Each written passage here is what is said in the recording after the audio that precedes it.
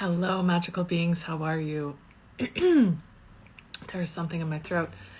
Welcome to the Pleasure and Prosperity Show with the Dancing Healer, myself, Michelle Zackerson. I am a pleasure and prosperity coach, aka like I have poor connection in here. We'll see how that goes. Hello, Just Logan. Hello, Tiffany. Hello, Anna. Might have to move locations. We'll see. We are talking about when physical pain prevents on the Pleasure and Prosperity Show today. If you're watching on YouTube, please like, subscribe, and comment. I would love to hear what your experiences with pain, if at all, are. And yeah, we will see you in the comments on YouTube. Hello, Tiffany. How are you? Hi there. Hello, welcome. Let's see here. Setting up our camera. I don't have my stand up with me either. I'm at my mom's house in Toronto, so I have a series of like objects holding my. Yeah. So I feel you. Let me know if you're all good to go. Yeah. So the only wild card is going to be internet for me. So Yeah, if actually, it's too bad, I might have to move. I may actually do because I just saw that it said poor connection on my end too, which I did a live Monday and it wasn't an issue. So we'll see. Okay. Thank you so much for being here. If you're watching on my YouTube channel, Sexual Empowerment with Michelle Zackerson, please like, subscribe, and comment and explain your experiences or your partner's experiences or friends, family experiences with pain, physical pain, preventing sexual pleasure with sex lives and self-pleasure. We are interviewing today on the Pleasure and Prosperity Show here with me, the dancing healer, Tiffany Olson from the Pleasure Potential podcast. She actually just interviewed me and our podcast is dropping in July 2021. So I'm very excited about that. And we're going to talk about all things lichen sclerosus. This is a skin condition that can cause different forms of the vulva, and I'm a new beginner to learning about this, but really the overarching theme of this call is what happens when you have breast cancer, when you have cervical cancer, when you have endometriosis, when you have things like lichen sclerosus. Sorry, there's something in my throat. And what happens to your femininity or your masculine essence or your non-binary, joy that you get from sex and being a sexual person, if that's how you identify, and how that can be embarrassing. It can cause sadness, embarrassment, shame, guilt, causing problems in dating and sex lives and with pleasure and how you relate to your body. So we have chronic pain warrior. I love this title, Tiffany Olson, who has developed her podcast, from what I can tell, from her pain journey in her sex life. And I just was watching a video researching for this about lichen sclerosus, and it affects so many areas of your life, motherhood, having children, your relationships, your how you feel, riding a bike. Pain can be so insidious, and so I'm so excited to have Tiffany here. She is championing You got it. and how to deal with it. And we have some very, very sexy goodies that she will show you in how to access pleasure. And let me tell you, I was telling a friend recently who was also experiencing pain, like there are so many ways to access pleasure through full body, nipple orgasm, internal, cervical G-spot, ejaculation, clitoral orgasm, anal orgasm. So pleasure is accessible to you. It may have to be modified, and we're here to sit with you and hear about your pain. Tell us in the comments what has been coming up for you, in terms of physical pain. There's, of course, emotional as well with physical pain, and most of the time I do talk about confidence, emotional, spiritual wellness when it comes to sexual empowerment. And today it's all about the physical. So thank you so much, Tiffany, for being here. Would you like to introduce yourself on top of what I've already said? Yeah, absolutely. Thanks for having me. Yeah, so I'm Tiffany Olson. Just recently launched my podcast. It was literally last week. um, yeah, it's a labor of love, and it's a labor of the spirit, and it's not a result of my work. It is part of my work. So the work, this I call it sexual empowerment journey that I'm on. Like the podcast is a piece of the pie. It's a big piece of the pie, but it is a piece of the pie.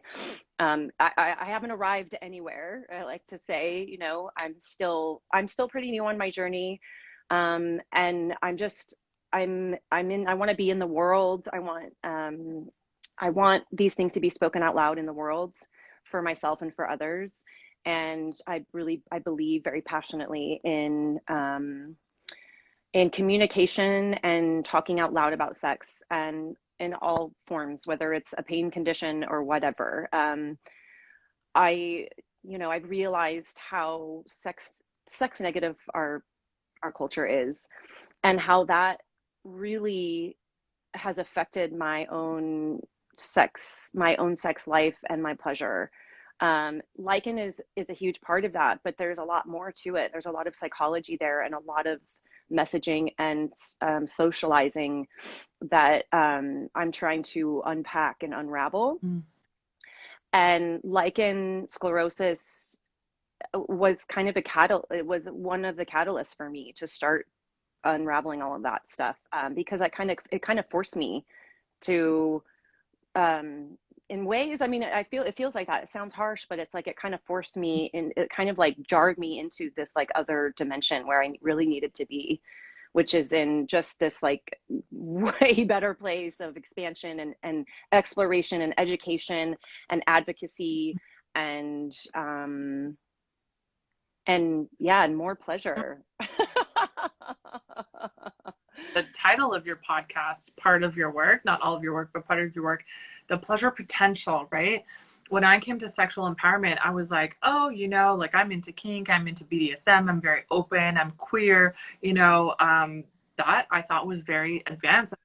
Holy shit. And I can't remember if it was your podcast or another interview I was doing, but the amount of pleasure that I can access now with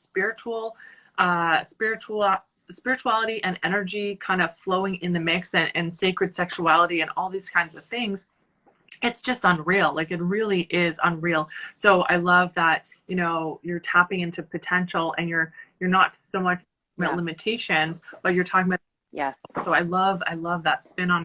Yes. And Yes. yeah. Do you want to comment on that? Sounds like you're passionate about this. Yeah, yeah. I mean, you just kind of hit it on the head, really. It's like, this condition for a while made me feel like I was broken and I was hopeless and helpless. And a lot of, I'm in support groups for this condition, and I read a lot of testimonies about, mostly women, mostly like cisgendered, hetero women, that are, you know, the same. They feel broken, they feel hopeless, they feel helpless. They are not accessing their full pleasure potential. And those stories and those testimonies are also inspiration for me in the work I'm doing. Um, and I just, at whatever point it was, I just, it's like, I just can't, I'm like, I don't accept that. Like, I don't accept that I'm broken and that I'm hopeless and helpless, and that I can't experience amazing pleasure, and that I can't experience amazing connection in sexual relations with other people. I'm just like, I just don't accept it. And I'm on a mission, and I'm on a mission for myself and other people, So yeah, so pleasure potential, here we are. Yeah, I don't know if you can see close up. I have so many goosebumps Yay! Woo! I love that. Woo! I love it. all over my uh, my cheeks. I can feel your passion. And you know what? Back pain is what led me to, chronic back pain led me to sex coaching. Like you wouldn't think, like, and I oh no, yeah, for you, yeah. and maybe I told it to you in our interview on your podcast that I was just work, work, work, hustle, hustle, hustle. I was a former lawyer, 3 university degrees, 2 law degrees. My master's took 7.5 years because of self-doubt. I was nervous about not being able to finish it at a high quality. And I was totally burning out. And so the message that I find a lot of sex coaches and a lot of people that do embodied practices or yoga, get into fitness, it's pain. Pain drove us to this learning, to this higher calling, and going through a breakup right now, pain is teaching me a hell of a lot about self-love, about, different ways to access pleasure, and happiness outside of romantic love and providing myself romantic love and sex affection. And I heard this term, what was it? Oh, who was telling me this? Oh, yes, a beautiful tarot reader called Miranda Rose did a reading for me, and she talked about self lust. I was like, fuck yeah. And I've heard of homework like look in the mirror until you want to fuck yourself, you know. And so, all this to say that pain can really be a catalyst. It sucks. Yeah. Heartbreak sucks. Physical pain sucks, you know, and it can bring us to the next level if you want to look at it spiritually, which I find very helpful as compared to victim mentality of like, this sucks. I'm broken. Something's wrong with me. God, universe doesn't like me, and I'm doomed to be like my story's like I'll die alone, right?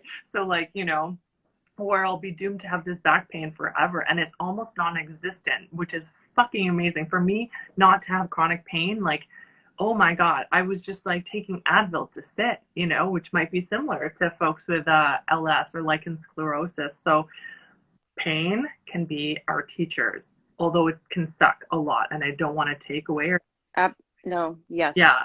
Very important. Yeah, it's very important to for me to, I mean, because I've had chronic back pain as well. I've had a lot of chronic stuff. This is not, lichen sclerosus is not my only chronic issue.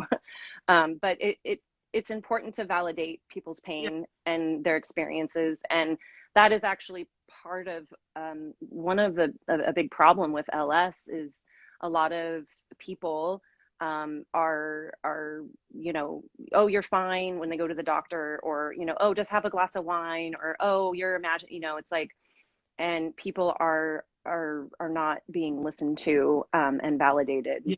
and or believed, you know. And we know in society, like that's common with women. Like women aren't believed as much. They're, you know, seen as blah blah blah. So so yeah, one of the lessons is, you know, is that comes out of this is advocacy for yourself and speaking up, you know, and not letting somebody tell you that your experience isn't real. Yeah, the video I watched, it was heartbreaking, and of course, it was such a sad music. And I think the upswing is that she did a stem cell. I don't know if it's called reconstruction. I didn't get to that part of the video because a friend called me. I was like, I need to go prep for my life. But anyways, it was heartbreaking hearing her Yeah. 9 years old, and I want to hear your story. But and maybe fit in. You know what? Let's just take a step back and explain to all the folks watching here. Yes. Welcome. Thank you so much for watching. I do this show for you guys, and thank you for spending your time with us, Tiffany. What is lichen sclerosus? For me, undergrad in environmental studies, so I know what lichen is. It's moss, right? Yeah. Yeah, different kind of, yeah. Yeah. It's not moss on the ground. Um, No. Sclerosis, I think of multiple sclerosis, which I believe is a muscular degenerative disease, right? So can you explain Yeah. what that is? Yeah, lichen sclerosus is a skin condition, and it can happen anywhere on the body, and it can happen to any person. It can happen to any person regardless of gender, sexual orientation, and it can happen anywhere on your body. And it can happen to anyone at any age as well. There are some, you know, there's like more common, you know, it's like more common in this population supposedly, and you know, but again, it's like I've seen so many people's stories that it's like I don't want to say it mostly affects this. I'm not going to say that. First of all, I'm not a doctor or a researcher, but it does. So one of the places that it affects is the skin of the vulva, and there's multiple symptoms and, you know, common symptoms, and then again, everyone else's experience is different. Itching, burning,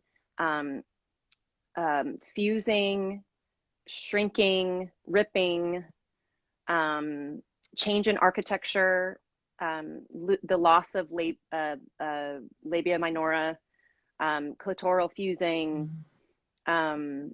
which is, I found that I just learned the scientific name for that, clitoral phimosis, I think it is, which I had never heard. So what happens is the clitoral hood fuses over the glans. So your glans is basically underneath skin and you can't access it. And that's super common. So the clitoral hood fuses with the clitoris, or yeah, it fuses over. Oh, It's like your glans is underneath the hood and it's fused to other skin. So the hood kind of fuses to the other skin of your vulva, kind So of. like essentially hides the, Yes. okay. Yep. Never Yep. know how to Yep. clitoris. Anyways. Well, Um, and, of course, that's just the physical piece. And then, all of the psychological stuff that comes. But it's kind of a mystery. Of course, there's not a lot of research on it. It's people say that it's an autoimmune condition, but we really don't know. No one really knows. The typical treatment is like Western medicine treatment is topical steroids, and then there's a whole slew of all kinds of things that people find for themselves to treat and to manage symptoms. And we can get into that at any point, but yeah, and I was diagnosed in 2009. Sorry, 2000. That's not right. 2016. Hello. After having sex with a new partner, and just having crazy symptoms, and they weren't going away. Someone mentioned it one day, and I just got lucky that someone was like, "Oh, have you checked this out?" Um, and I was visually diagnosed, and I think that I have had it for years prior to that. Um, and I was so like disconnected from my own vulva and like vulva anatomy that I didn't even know. absolutely. Yeah, so that's all, again, part of the like, wow, like I may have had this for who knows how many years, and I just had no idea because I wasn't looking at my vulva. I wasn't like paying it, I wasn't like, studying anatomy of vulva and looking at myself and like being connected. I was very much like, it was still in that state of like vulva shame or hatred, or, whatever we do, whatever many people do that have vulvas. Absolutely. And that's actually, so Tuesday, the goddesses in my sex goddess group coaching program, I got them to all grab a mirror, and they literally not just looked at her, but it was this whole ceremony called Yoni Puja, or pussy worship, that I run. Yeah. And looking, like seeing yourself for the first time. One of the goddesses had never looked. Yeah. Not just that, but not just noticing, because even when you look, you can judge. Oh, I'm too hairy. I'm not hairy enough. My Right. asymmetrical. I don't like the color. And hearing the words like, she looks like a butterfly and like a flower, and like a big part of it is that worship. It's not just accepting and looking and noticing, although that's part of it, absolutely. It's the adoration, it's the celebration, it's your vulva, your vagina, your pussy is beautiful. You know what I mean? And if Mm-hmm. had this education when we were younger and knew, what things generally should is a strong word when it comes to this kind of thing, because of Right. so much diversity, beautiful diversity in vulvas, and your pussy is amazing. And I write about pussy as much as possible. Gave my mom the book Pussy, a Reclamation for her birthday on Tuesday as well. And it makes sense, though, that a lot of folks wouldn't even know what's going on in there because they don't have a relationship with their vulva. They don't know what it looks like. Yeah. How would you know? Because we're not taught, hey, this is part of your body and it's beautiful. Check it out. Talk to her, build a relationship, and see what she looks like before and after puberty and all that kind of stuff. So, yeah. Yeah. Woman whose video she was sharing her thing, and she said, I never even knew because I never looked. I just never. Yeah. Even after experiencing chronic pain in the vulva for years, she still had never. Yeah. Right. Done that. Right. Yeah. Right. Yeah. And again, this is kind of where like the bigger societal issues come in to like a personal issue like this, which is, vulva rejection or hatred or shame is so rampant, right?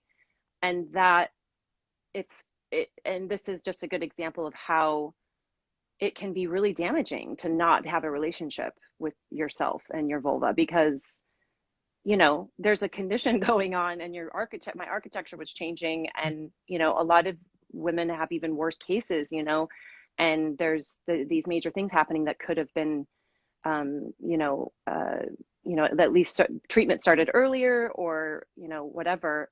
Um, so yeah, so it's like there's all these tendrils in there. There's the actual thing and the and lichen, and then there's all of the tendrils that are like parallel and that and mesh with the condition. Yeah, yeah, yeah, absolutely. So sometimes diagnosis can be very, in any illness, can be very empowering for folks, and sometimes it can be very like heavy, you know? And how was your emotional reaction when you had, a name for what was going on for you? I mean, it was devastation in the beginning, and the main reason I've done a lot of reflecting on that, as I'm growing and transforming in this area, and that is that when you have one kind of idea of what sex is, Mm. which is for typically penis and vagina, is sex. That's sex. That's it. When you have that narrow view, a diagnosis like lichen sclerosus can be devastating, right? Because penis and vagina sex actually hurts me Mm-hmm. and rips me. Mm-hmm. And so, so okay, no more sex for Yeah, me. So that's that story, right? totally. I know I wanted, And and in the video, I was like, that's only one way of having sex, you know?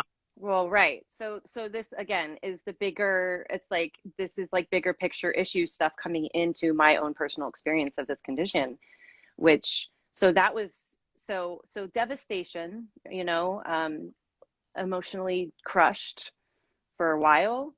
Um, and it started, it was okay. It was, it's kind of, my journey is a little weird because I was kind of in a toxic partnership during that I was diagnosed when I first got together with him, and then it was this kind of a toxic relationship. So, but there was some exploring, there was some good things that happened there, and our explorations together really did get the ball rolling for me to start like thinking about sex in other ways, and that, oh wait, actually, there's a lot more to sex than penis and vagina.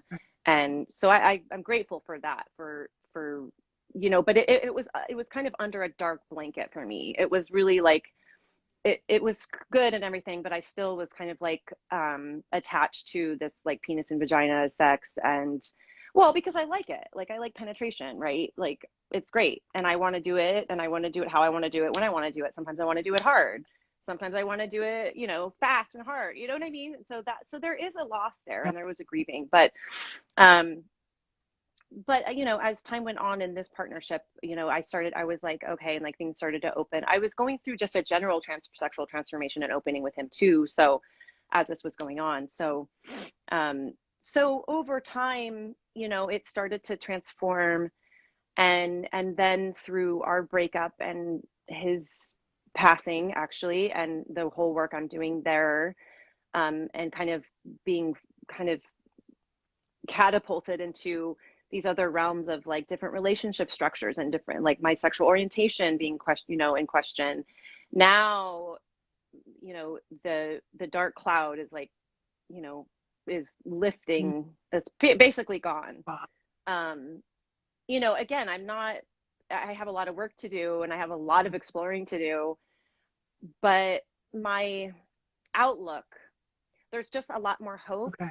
There's a lot more knowledge. There's a lot more. I feel empowered. Mm. I didn't feel that before. Yeah. So, it's like I'm taking the reins. I'm taking the reins back. Empowerment, sexual empowerment. Yeah.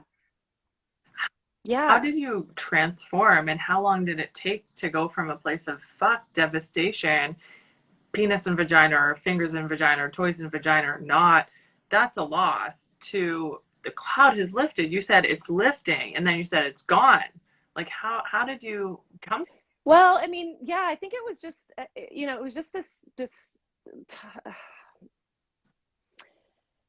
I mean, it's just, it's just unfolded in its own weird way, honestly. I got diagnosed in 2019, 20, Sorry, I keep Okay. forgetting what date, what year it is. 2016. Sorry.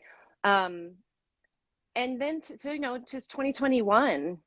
So over these last 5 or 6 years, 5 years, and through a lot of crazy stuff, like I said with my ex, and then kind of coming back into my own spirit in not just sexually, but like in all ways. Like I was in a really dark, very dark place in this relationship, and I lost myself in all ways. So with this new, like when I'm now that I'm like finding myself again, and I'm practicing yoga again, and I'm meditating again, and I'm taking care of myself, and I'm healing, and I'm grieving, and I'm doing the work. I'm doing the work. And then the podcast, and then, and all the things that are leading, that are all of the beautiful people that I'm, now in community with, and the ideas and the information that I'm getting through the podcast and through my engagement with folks. It just feels like, yeah, it's like I'm not, I'm never gonna, like I said, I haven't arrived anywhere, but I sure as heck don't have that dark cloud of hopelessness, helplessness, and brokenness over me anymore.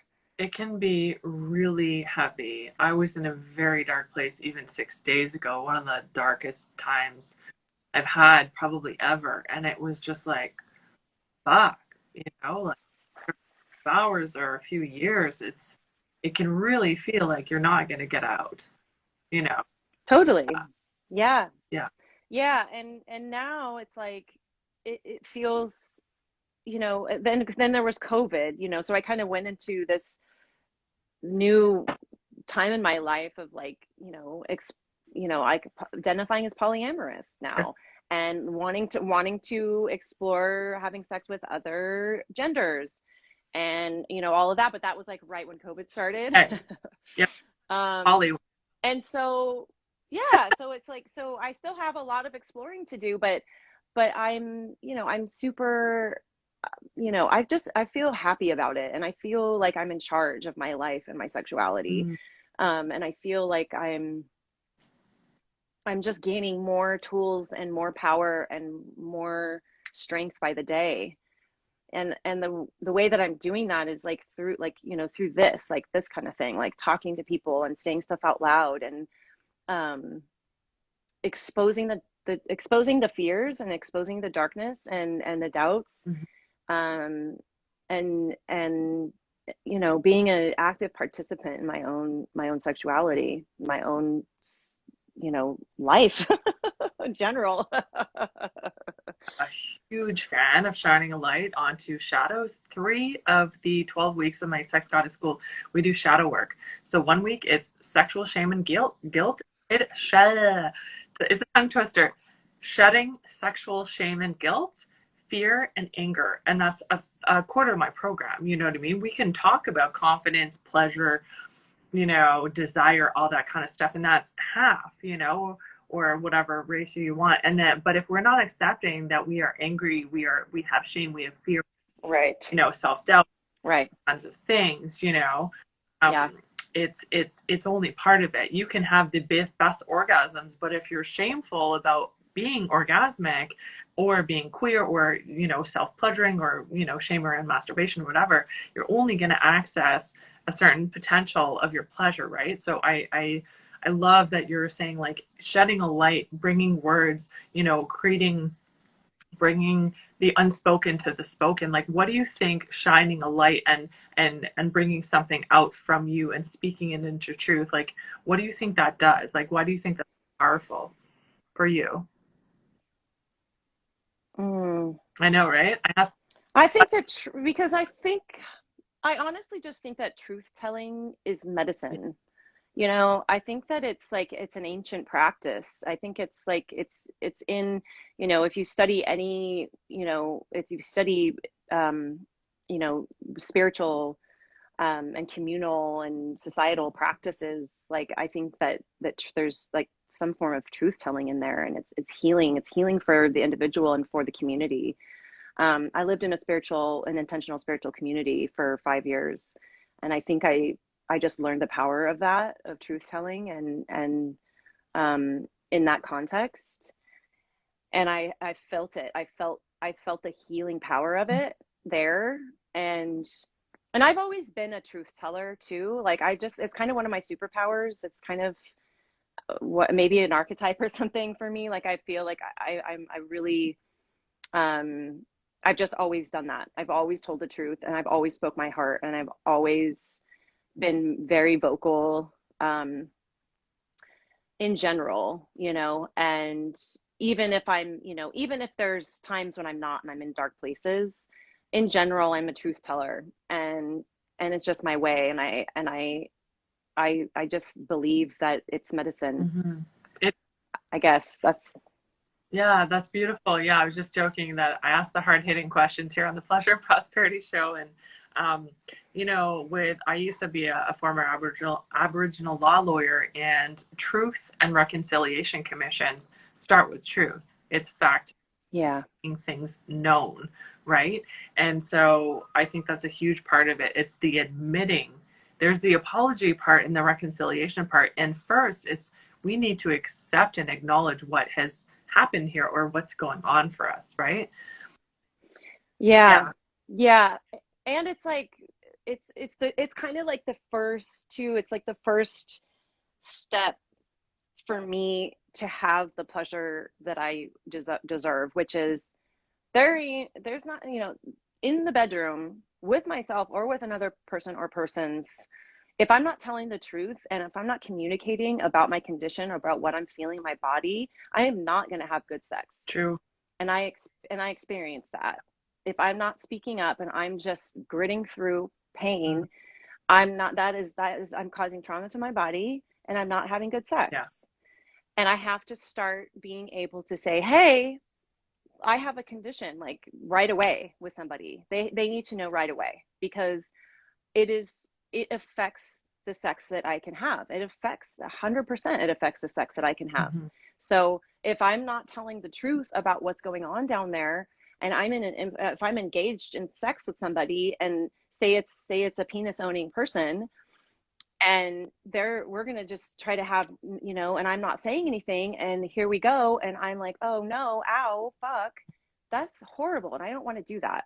So I have to sit this, before anything hot happens, or as it's happening, I have to say, hey man, like I have a condition, and penetration, usually, toys is another story, we'll get to that, but usually penises hurt me.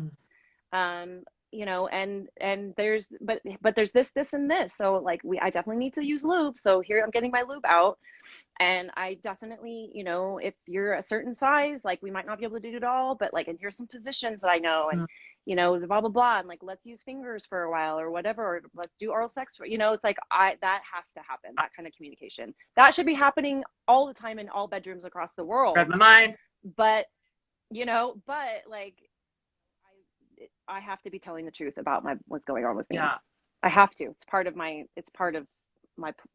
pleasure. Well, It's part of it. very empowered with communication and consent. Like, would you say that having this condition has like really increased and improved your ability to have awareness of like what's okay, what's not okay, what am I consenting to, what is my body consenting to or not? Because sometimes I've had sex where it's hurt, but I just grin and bear it, mostly because I want to have the sex. Right. No, yeah, I do know. As being consent issues. But yeah, sometimes you're like, oh, I want more lube, but it's inconvenient, or whatever is coming up, right? And sometimes obviously there can be consent issues. How would you say that this has helped you in the realm of consent and communication? I mean, 100%. I mean, I wrote down my LS lessons here, and I was like, oh, there's another one. I can't remember. It's like, and consent is there. Consent is there for sure. Because it's everything, right? It's everything. It's like I have to